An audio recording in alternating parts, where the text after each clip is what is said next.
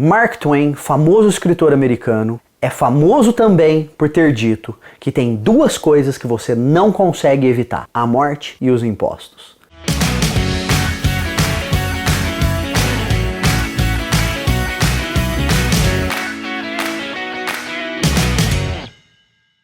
Hoje nós vamos falar do que? Impostos. Aquele vilão que consome uma parte da sua grana que você não gostaria que fosse consumida. É verdade, ninguém gosta de pagar imposto. Mesmo porque a gente sabe que no Brasil, aonde moramos, somos um dos países aonde o retorno pelo qual você investe o seu imposto, ou pelo qual você é obrigado a investir seu imposto, depende do seu ponto de vista, não é um dos melhores. E aí entra algumas daquelas velhas questões. Ah, o Brasil é o país onde mais se paga imposto no mundo. Mentira, meu amigo, existem outros países que pagam mais impostos do que nós aqui no Brasil. E aí depende de como que você vai medir isso. Se você for medir, por exemplo, percentual da economia, que é o imposto, que o dinheiro que o governo fica com ele, nós não somos o número 1 no mundo também. Se você for medir pelo percentual da sua renda, que o governo desconta da sua folha de pagamento, ou então que você tem que fazer declaração de imposto de renda, nós também não somos o número 1 no mundo.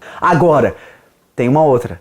Ah, o Brasil é o país onde mais se sonega imposto no mundo. Quase. Número 2, de acordo com o Banco Mundial. Sabe quem que ganha da gente? A Rússia. É, meu amigo, a Rússia. Capitalista, não a União Soviética socialista, mas provavelmente durante a União Soviética socialista também. Aí nós já temos um problema. Nós sentimos que pagamos muito imposto e muito provavelmente pagamos muito imposto. Se isso é bom ou ruim, a gente entra nesse detalhe daqui a pouco. Nós somos um dos maiores sonegadores de impostos do mundo. Então, no papel a gente paga bastante, mas e na prática? E se esse dinheiro fosse realmente pago? Esse dinheiro conseguiria sobrar para saúde, segurança, educação, essas pautas que todo mundo fala que são pautas prioritárias? Todo governante fala, todo político fala, mas nem todo político realmente põe o dinheiro onde ele fala que é a prioridade? Não sei. E aí entra a velha questão, a bola da vez. Não se sabe ainda, nós estamos no início de 2020, não se sabe ainda se a reforma tributária será a próxima reforma que a equipe do Ministério da Economia vai enviar ao Congresso. O governo Bolsonaro pode enviar uma proposta de reforma tributária para o Congresso e o Congresso vai avaliar. Opção número 2. A Câmara dos Deputados resolve ser protagonista e começa os trabalhos de investigar e propor uma reforma tributária. Opção número 3. O Senado, que no Brasil, não é todo país que é assim, mas no Brasil o Senado consegue iniciar esse processo também, decide ser protagonista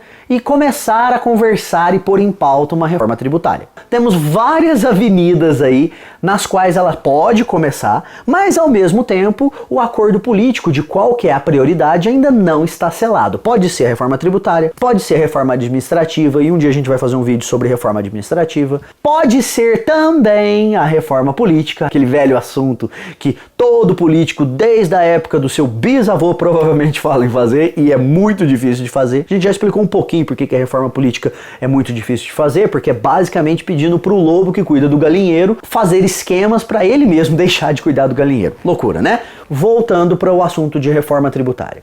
Quando a gente se fala em reforma tributária, você vai ver no noticiário, nas revistas que você lê, nos jornais que você assiste, e revistas, jornais, porque você deve assistir mais do que um. Lembrando agora de uma máxima de um dos melhores professores na faculdade que tive, que muito mais perigoso de quem não consome nenhuma informação é quem consome somente de um veículo. Pensa nisso. Quando você for ver essas discussões sobre reforma tributária, vai ter alguns termos. E aí vamos te ajudar a entender um pouquinho sobre esses termos. Primeiramente, quando se fala em tributos, quando se fala em imposto, a gente tem basicamente dois tipos: progressivos e regressivos. O progressivo quer dizer que quanto mais rico você é, quanto mais capital você tem, seja ele, pode ser capital parado em banco, pode ser capital investido, pode ser total do seu patrimônio, quanto mais você tem, maior a porcentagem que você paga. E o regressivo é exatamente o contrário. O regressivo quer dizer que quanto mais você tem, menor é a porcentagem final que você paga. E aí, que nem eu falei, tem economista de esquerda, tem economista de direita, tem economista de centro, tem economista que vê benefícios nos dois tipos. O imposto progressivo ele faz com que as classes mais pobres não paguem um percentual de sua renda tão grande comparado aos mais ricos. E o regressivo, ele às vezes faz um imposto independente da sua renda. Então, se você, sei lá, vamos fazer um exercício aqui. Se você tem que pagar R$100 de imposto por ano, mas você só ganha R$1.000 por ano, dói esses R$100. Agora, se você tem que pagar os mesmos R$100 e você ganha R$1 milhão, R$100 é dinheiro de pinga, ou dinheiro de cachaça, ou dinheiro de você curtir o carnaval. Então, primeiramente, temos esses dois tipos de imposto. E aí, como que o governo estabelece esses tipos de impostos? Vai depender muito da situação política, vai depender muito das prioridades de quem está escrevendo esse projeto de lei e também vai depender muito do ponto de partida. Atualmente, no Brasil, nós temos uma situação tributária muito complexa. Nós temos vários tipos de impostos. E é muito difícil você realmente entender quanto de seu patrimônio que é taxado no final de um ano. Por exemplo, a gente gasta mais ou menos, umas empresas grandes gastam mais ou menos 2.000 horas anuais para conseguir pagar imposto. Olha a galera que é dedicada a isso. Isso é bom para quem? Isso é bom para a galera que é especializada em imposto. Eles têm trampo. Agora, se o imposto fosse mais simplificado, ia ter uma seleção natural nesse pessoal também. E aí ia sobrar talento de gente com capacidade analítica muito boa para talvez ser utilizado em outras áreas. Legal, talvez, hein? Como que a gente faz para o ponto de partida? Primeiro, Ministro Paulo Guedes. Ministro Paulo Guedes é o posto Ipiranga do governo Bolsonaro e já se sabe quais são algumas das prioridades, algumas das tendências para levar essa reforma tributária. Primeiro, se fala muito em um IVA. O que quer dizer um IVA? Imposto sobre valor agregado. Esse termo técnico. Vamos tentar esclarecer um pouquinho.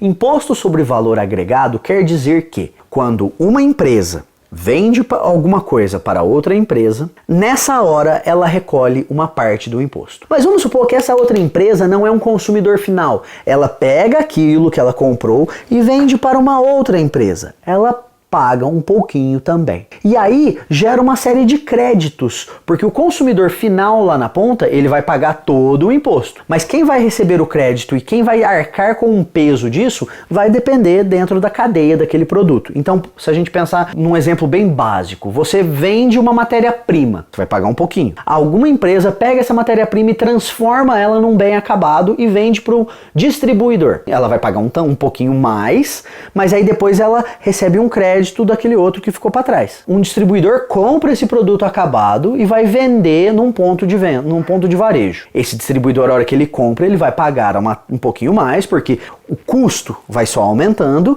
e os créditos vão rolando. Isso é um imposto sobre valor agregado. É muito utilizado em países desenvolvidos, nós estamos falando aí de União Europeia, os países, não somente os países da Europa que fazem parte da União Europeia, nos Estados Unidos tem alguma coisa parecida com isso, mas não exatamente dessa maneira. É apontado atualmente como uma boa saída para simplificar a questão tributária aqui no Brasil. Mas não é a única coisa que pode acontecer. Porque na nossa tributação, e você sabe muito bem disso, porque você é um cara que lê, você é uma moça que lê, você é muito bem informada, você sabe que existe imposto federal, imposto estadual, imposto municipal. E aí o Congresso Nacional vai conseguir fazer o quê? Ele vai conseguir mexer com o imposto federal.